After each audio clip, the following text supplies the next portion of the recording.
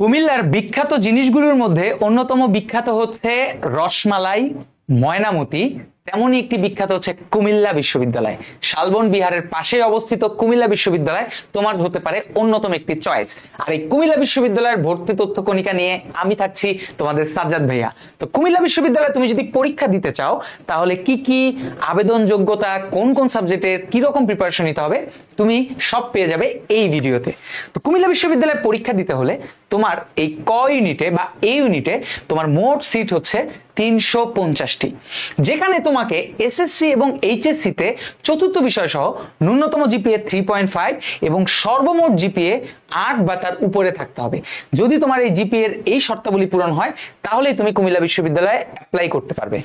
পরীক্ষা হবে as usual সকল বিশ্ববিদ্যালয়ের মতোই 100 নম্বরের এমসিকিউ এবং সময় থাকবে অ্যাজ ইউজুয়াল 1 ঘন্টা।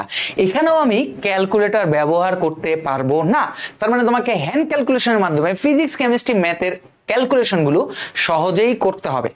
এবার আসো, এই জায়গায় আমি যদি পরীক্ষা দেই তাহলে কি কি বিষয়ের উপর প্রস্তুতি নিব।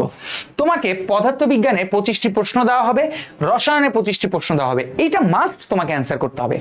এরপরে আসো, বাংলা এবং ইংরেজি মিলে 25, গণিতে 25, জীববিজ্ঞানে 25। অর্থাৎ এই যে 3টা স্লট দেখছো, বাংলা, ইংরেজি অথবা গণিত অথবা জীববিজ্ঞান, এই 3টার মধ্যে যে কোনো 2টার অ্যান্সার তোমাকে করতে হবে। অর্থাৎ ধরো তুমি যদি বলো যে আমি ম্যাথে অ্যান্সার করতে চাই না, সেই ক্ষেত্রে তুমি বাংলা, ইংরেজি বা জীববিজ্ঞান দেখাবা।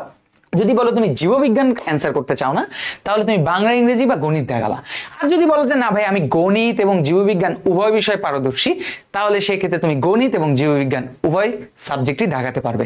এই ক্ষেত্রে চতুর্থ বিষয়েই যে তোমাকে বাদ দিতে হবে এরকম কোনো শর্তাবলী নেই।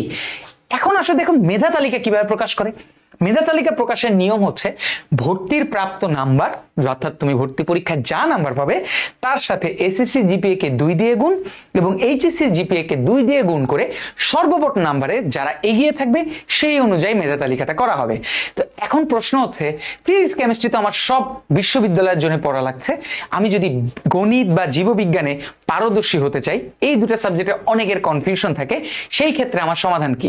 সমাধান তো একটাই, সব সময় জানো, টার্গেট ডিউ 5.0। এইখানে বায়োলজিতে আমি তোমাদের আবরার ভাইয়া, হৃদয় ভাইয়া, গণিতে তোমাদের শুভ ভাইয়া, কাব্য ভাইয়া এবং মাহির ভাইয়া ক্লাস নেবেন। আর ফিজিক্স, কেমিস্ট্রি প্যানেল তো তোমরা জানোই, অস্থির প্যানেল, এবং সেই সাথে ডাউট সলভ, এক্সাম, আরো অনেক কিছু ও কনসেপ্ট বুক সহ অনেক কিছু থাকবে। যুক্ত হয়ে যাও টার্গেট ডিউ 5.0 তে।